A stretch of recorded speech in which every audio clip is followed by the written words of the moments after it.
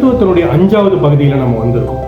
இந்த 5வது பகுதியில் நம்ம என்ன பார்க்க போறோம்னா, தேவன் எப்படி நீதி உள்ள ஒரு நியாயாதிபதியா இருக்கிறாரு, தேவன் எப்படி நீதியாய் இந்த உலகத்தையும் பூமியையும் அண்ட சராசரங்களையும் தன்னுடைய சிருஷ்டிப்பையும் எப்படி அவர் நியாயம் தீர்க்க போகிறார் என்பதை தான் நம்ம இன்னைக்கு பார்க்க போறோம். திரியேக தேவன் அதில் எப்படி இணைந்து செயல்படுகிறார்கள் என்று நம்ம பார்ப்போம். வாங்க வேத ஆராய்ச்சிக்குள்ள நம்ம போவோம்.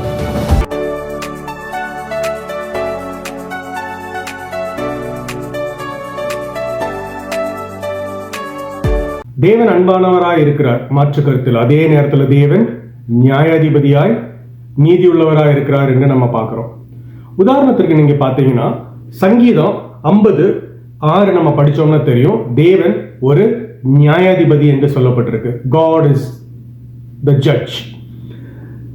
ஆதியாகமம் 18:25 நம்ம படிக்கும்போது அங்க என்ன சொல்லப்பட்டிருக்குன்னா, அவர் சர்வலோக நியாயாதிபதினு சொல்லப்பட்டிருக்கு, judge of all the earth. அடுத்தது 3வது வசனம் நம்ம பார்க்கணும்னா சங்கீதம் 7:1 என்ன சொல்லுதுன்னா, God is a righteous judge. தேவன் நீதியுள்ள ஒரு நியாயாதிபதினு சொல்லப்படுது. 4வது வசனம் நம்ம பார்த்தோம்னா எபிரேயர் 12:23 என்ன சொல்லுதுன்னா, யாவருக்கும் நியாயாதிபதியாய் இருக்கும் தேவன் சொல்லப்பட்டிருக்கு. He is a judge for all அப்படின்னு சொல்லப்பட்டிருக்கு. எல்லா சிருஷ்டிப்புக்கும் அவர் நியாயாதிபதியாய் இருக்கிறார்னு சொல்லப்பட்டிருக்கு. இப்போ திருத்துவத்தை குறித்து தான் நம்ம பார்த்துட்டு வரோம். இப்போ திருத்துவம்னா முதல்ல என்ன, நமக்கு ஒரு ஷார்ட்டா நம்ம பார்த்துருவோம். அதாவது வேத வசனம் சொல்லுகிறபடி ஒரே ஒரு தேவன் தான் நமக்கு உண்டு. இந்த அண்ட சராசரங்களையும் படைத்த தேவன் ஒரே ஒரு தேவன். 1 தீமோத்தேயு 2:5 சொல்லுது, தேவன் ஒருவரே. உபாகமம் 6:4 சொல்லுது, இஸ்ரவேலே கேள், உன் தேவனாகிய கர்த்தர் ஒருவரே கர்த்தர்னு சொல்லுது. அப்ப தேவன் ஒருவர் தான். ஆனா வேத வசனம் ஆண்டவராக இயேசு கிறிஸ்து மூலியமாக நமக்கு அது தெளிவாக வெளிப்படுத்தப்பட்டிருக்குது. என்னன்னா, அந்த ஒரு தெய்வம், அந்த ஒரு தெய்வத்திற்குள் 3 தனித்தனி ஆள் தத்துவங்கள், நித்தியமான நபர்கள் வாசம் பண்ணுகிறார்கள் என்று நம்ம பார்த்திருக்கோம். அவர்களை நாம் வேதவசனம் எப்படி சொல்லி காமிக்குது அப்படின்னு பார்த்தீங்கன்னா, பிதா, குமாரன், பரிசுத்த ஆவியான 2 காமிக்கிறது. 3 தனித்தனி வித்தியஸ்த நபர்கள். பிதா குமாரனோ ஆவியானவரோ கிடையாது, குமாரன் பிதாவோ ஆவியானவரோ கிடையாது, ஆவியானவர் பிதாவோ குமாரனோ கிடையாது. தனித்தனி ஆள் தத்துவங்கள், நித்தியமானவர்களாய் அவர்கள் இருக்கிறார்கள். அவர்கள் எப்படிப்பட்டவர்களாக இருக்கிறாங்க அப்படின்னு பார்த்தீங்கன்னா, தே ஆர் கோ ஈக்குவல், இணை சமமானவர்களாக இருக்கிறார்கள். கோ ஆல்மைட்டி, இணை சர்வ வல்லமையுள்ளவர்களாக இருக்கிறாங்க. கோ இட்டர்னல், இணை நித்தியமானவர்களாக இருக்காங்க. கோ ஃபெலோஷிப், இணையான ஐக்கியம் கொண்டவர்களாக இருக்கிறார்கள். கோ ஆப்பரேட், இணையாக செயல்படுகிறவர்களாக இருக்காங்க அப்படிங்கிறத நம்ம பார்த்துருக்கோம். இதுதான் திருத்துவம். ஆண்டவராக இயேசு கிறிஸ்து நமக்கு சொல்லிக் கொடுத்த ஒரே தெய்வமாகிய திருத்துவ தெய்வம். இதைத்தான் நம்ம பார்த்தோம். அப்போ நியாய தீர்ப்பில் இந்த தேவன் எப்படி செயல்படுகிறார் என்று நம்ம முழு வேதத்தினுடைய அடிப்படையில் நம்ம பார்ப்போம். இப்போ பொதுவா நியாய தீர்ப்பு அப்படின்னு நம்ம பார்க்கும் பொழுது நித்தியமான ஒரு நியாய தீர்ப்பு இருக்கு. கடைசி காலத்துல நாம் நியாய தீர்ப்படைய தேவன் எல்லாவரையும் நியமித்திருக்கிறார்னு வேதவசனம் சொல்லுது. அதாவது வெள்ளை சிங்காசனம், The Great White Throne Judgment அப்படின்னு நம்ம பார்க்குறோம். வெளிப்படுத்தின புஸ்தகம் 20ஆம் அதிகாரத்தில் நம்ம அதை பார்க்க முடியும். அது வந்துட்டு ஃபைனல், கடைசியான ஜட்ஜ்மெண்ட். நித்திய அக்கினி கடலுக்கும் நித்திய ஜீவனுக்குள் பிரவேசிக்கிற ஒரு நியாய தீர்ப்பு அப்படிங்கிறது நம்ம பார்க்குறோம். அது வேத வசனத்தினுடைய அடிப்படையில் நம்ம அதை பார்க்குறோம். ஆனால் அது அந்த நாள் வரைக்கும் இந்த பூமியில தேவன் அக்கிரமம் பெருகும் பொழுது தற்காலிகமான டெம்போரல் ஜட்ஜ்மெண்ட் ஆண்டவர் கொடுக்கறதையும் நம்ம பார்க்க போறோம். ஏன் அந்த டெம்போரல் ஜட்ஜ்மெண்ட் ஆண்டவர் அப்படி கொடுக்கிறார் அப்படின்னு நீங்க பார்த்தீங்கன்னா, வேதவசனம் சொல்லுது. எசேக்கியேல் 14ஆம் அதிகாரம் 13வது வசனத்திலிருந்து நம்ம படிக்கிறோம்.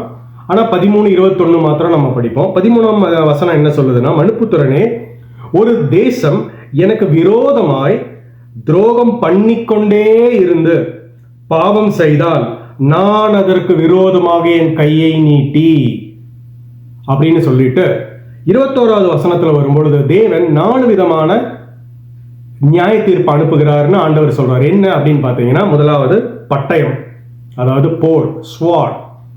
அடுத்து 2வது பஞ்சம், ஃபேமன். 3வது துஷ்ட மிருகங்கள், வைல்டு பீஸ்ட். 4வது பார்த்தீங்கன்னா கொள்ளை நோய். இதெல்லாம் தேவனுடைய நியாய தீர்ப்பு. இதெல்லாம் ஆண்டவர் வந்து இந்த பூமியில அப்பப்ப இந்த நியாய தீர்ப்பை கொடுப்பார். கொடுத்து அக்கிரமத்தை கம்மி பண்ணுவார். ஏன்னா மனுஷனுடைய அக்கிரமம் இந்த பூமியில பெருகும் பொழுது ஆண்டவர் அதை டெம்பரவரி அதை ஸ்டாப் பண்ணுவார். அப்படி ஸ்டாப் பண்ணலன்னா நம்ம எல்லாருமே அழிந்து போயிடுவோம். புரியுதுங்களா? அப்போ வசனம் தெளிவா சொல்லுது, வெள்ளை சிங்காசனம் நித்தியதையை தீர்மானிக்கிற வெள்ளை சிங்காசனத்துக்கு முன்பதாக ஆண்டவர் இந்த பூமியில சிறு சிறு டெம்பரவரி ஜட்ஜ்மெண்ட் இந்த பூமியில கொண்டு வருவாரு அப்படிங்கறது நம்ம பார்த்தோம். அந்த எசேக்கியேல் 14ஆம் அதிகாரத்திலே நம்ம படிக்கும் பொழுது என்ன சொல்லப்பட்டிருக்குன்னா, அந்த நியாய தீர்ப்பை கொண்டு வரும்போது, அதாவது துரோகம் பண்ணிக்கொண்டே இருந்து பாவம் செய்து கொண்டே இருந்து அவரை மறுதளித்து துரோகம் பண்ணிக்கொண்டே பாவம் செய்து கொண்டே இருக்கும் பொழுது தேவன் அந்த டெம்பரரி ஜட்ஜ்மெண்ட்டை நம்ம இடத்தில் கொண்டு வருகிறார் இந்த உலகத்தில் ஆண்டவர் சொல்லப்பட்டிருக்கு. ஆனா அதே நேரத்தில் அதே அதிகாரம் நம்ம படிக்கும்போது என்ன சொல்லுதுன்னா, அந்த இடத்துல நோவாவை போல, தானியேலை போல, யோபை போல நீதிமான்களாக இருந்தால் அவர்கள் அந்த நியாய தீர்ப்பிலிருந்து விடுவிக்கப்படுவார்கள்னு சொல்லப்பட்டிருக்கு இதே அதிகாரத்தில். அப்போ தேவன் இப்படிப்பட்ட நியாய தீர்ப்பை கொண்டு வருகிறார் அப்படிங்கறத நம்ம பார்க்கிறோம். இப்போ திரியேக தேவன் எப்படி இந்த நியாய தீர்ப்புல இன்வால்வ் ஆகியிருக்காங்க அப்படிங்கறத நம்ம பார்ப்போம். உதாரணத்திற்கு ஆதியாகமம் 6ஆம் அதிகாரம் நமக்கு எல்லாருக்குமே தெரியும்.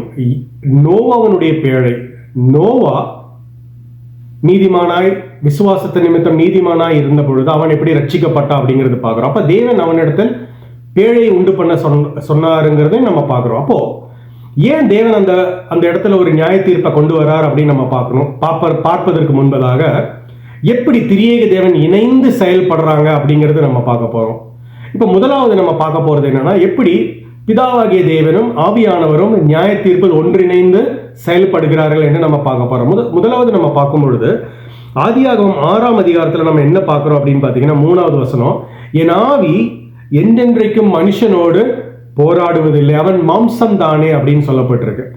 16வது வசனம் படிக்கும் பொழுது தேவன் அந்த பேழையின் கதவை அடைத்தார், மழையை வர்ஷிக்க பண்ணினார் நாங்க சொல்லப்பட்டிருக்கு. அப்ப அநேக ஜனங்கள் 8 பேரை தவிர மரித்தது நம்ம பார்க்கிறோம்.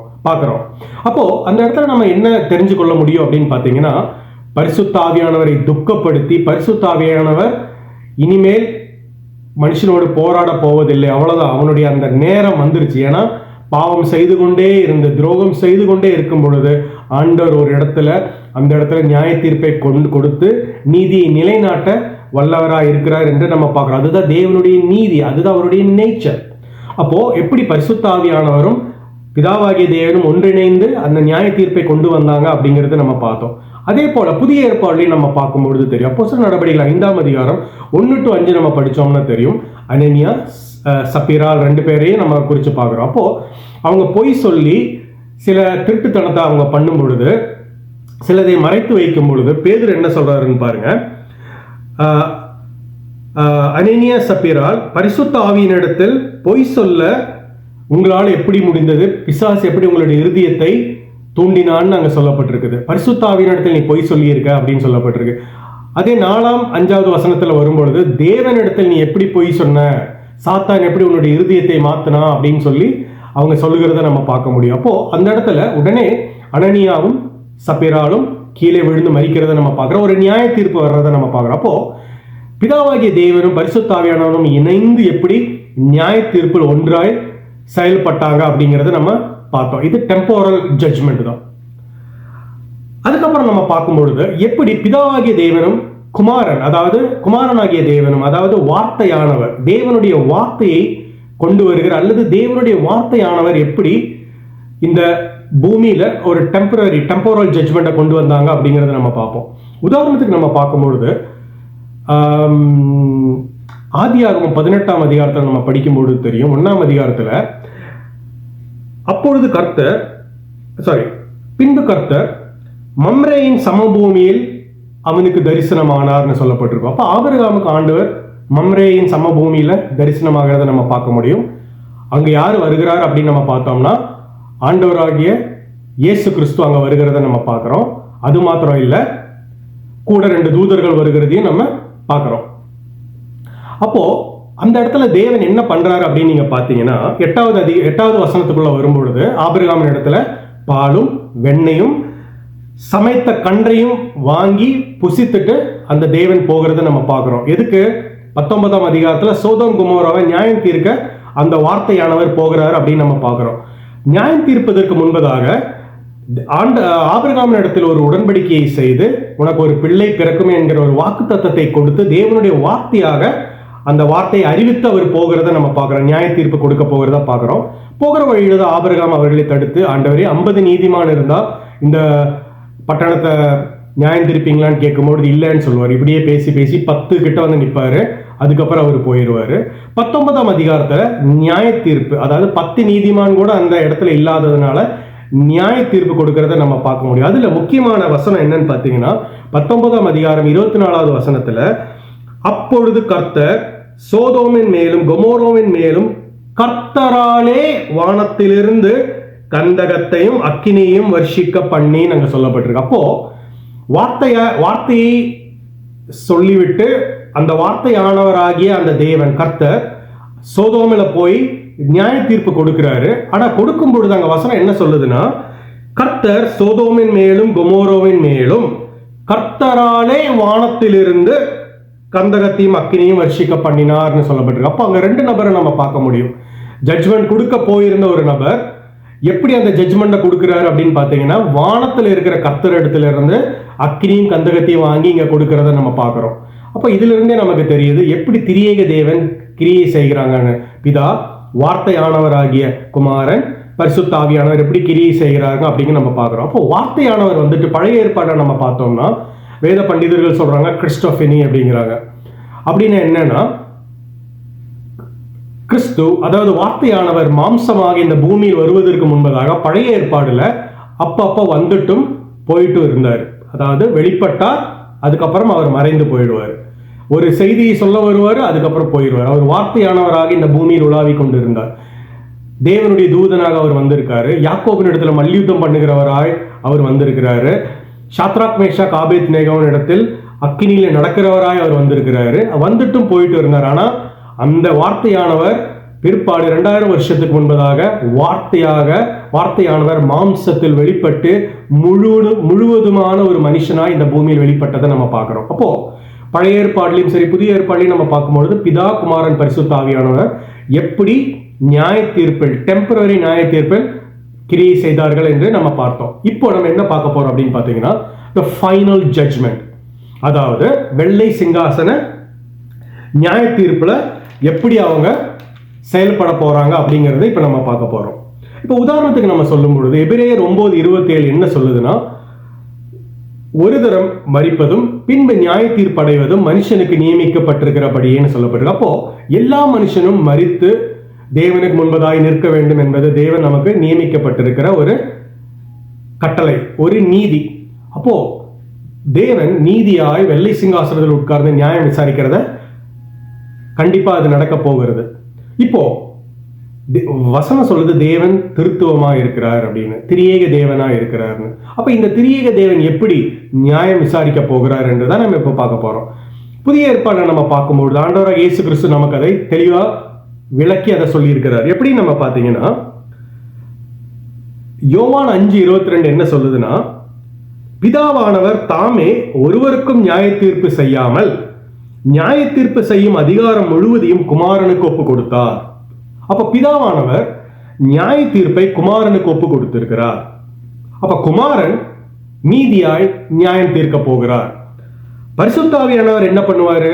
யோவான் 16:8 நம்ம படிக்கும் பொழுது அங்க என்ன சொல்லப்பட்டிருக்குன்னா, அவர் வந்து பாவத்தை குறித்தும் நீதியை குறித்தும் நியாய தீர்ப்பை குறித்தும் கண்டித்து உணர்த்துவார் நாங்க சொல்லப்பட்டிருக்கோம். அப்போ அந்த வெள்ளை சிங்காசன நியாய தீர்ப்பை பிதாவானவர் குமாரனுக்கு கொடுக்கிறார். குமாரன் நியாய தீர்ப்பு செய்ய போகிறார். ஆவியானவர் அந்த நியாய தீர்ப்புக்கு இந்த உலகத்தை கண்டித்து உணர்த்துகிறார், ஞாபகப்படுத்துகிறார், மனம் திரும்ப சொல்லுகிறாருங்கிறத நம்ம பார்க்கிறோங்க. அப்போ திரியேக தேவனாய் எப்படி அவர்கள் கிரியை செய்யறாங்க அப்படிங்கிறது நம்ம இதிலேயே நம்மளால புரிந்து கொள்ள முடியும். அதுக்கப்புறம் நம்ம நேரா வெள்ளை சிங்காசனத்துல வந்துட்டோம் அப்படின்னு பாத்தீங்கன்னா, வெள்ளை சிங்காசனம் the great white throne judgment வந்துட்டோம் அப்படின்னு பாத்தீங்கன்னா, வெளிப்படுத்தின புஸ்தகம் 20ஆம் அதிகாரத்துல அது இருக்கிறத நம்ம பார்க்கிறோம். 11 இருந்து 15வது வசனம் வரைக்கும். பின்பு நான் பெரிய வெள்ளை சிங்காசனத்தையும் அதன் மேல் வீற்றிருந்தவரையும் நான் கண்டேன் அங்க சொல்லப்பட்டிருக்கு.